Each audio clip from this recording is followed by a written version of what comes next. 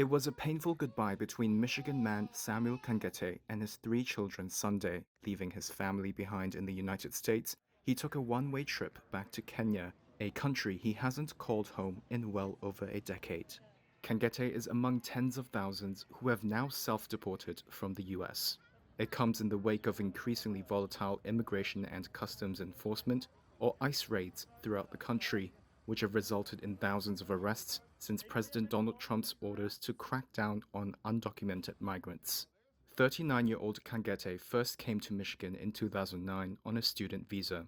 Since then, he has earned 5 academic degrees, bought a house, got married, and is now the father of 3 children, ages 13, 11, and 5.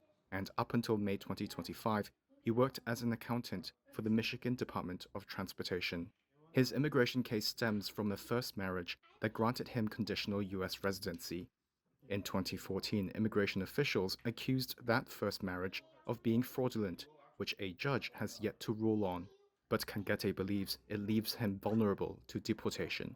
You open, we go news, social media, whatever, you see all these news of people like just getting rounded up and being taken to El Salvador, or just being even detained and all that kind of stuff. Where I'm self-deporting myself to Kenya, it's for safety purposes, because I want to be safe. I want to be in a place like, even if I know I'm not here physically with them, I'm in a place that they know where I am, how to get a hold of me. Kangete's wife, Latavia, says raising their children alone will be hard on her financially, but the toughest part may be the emotional toll. I think we're going to have to do lots of family therapy. A lot of kids are resilient, but I don't think that they cope overnight.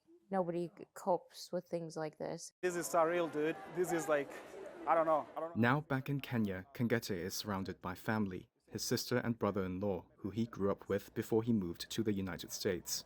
But he says he still hopes and prays for a way to legally return to the US someday to reunite with his wife and children. If I was to talk to President Trump personally, I would tell President Trump, like, hey, I seriously, even if I have to plead with you, like, please hear the cries of these kids. Please have mercy on people like me.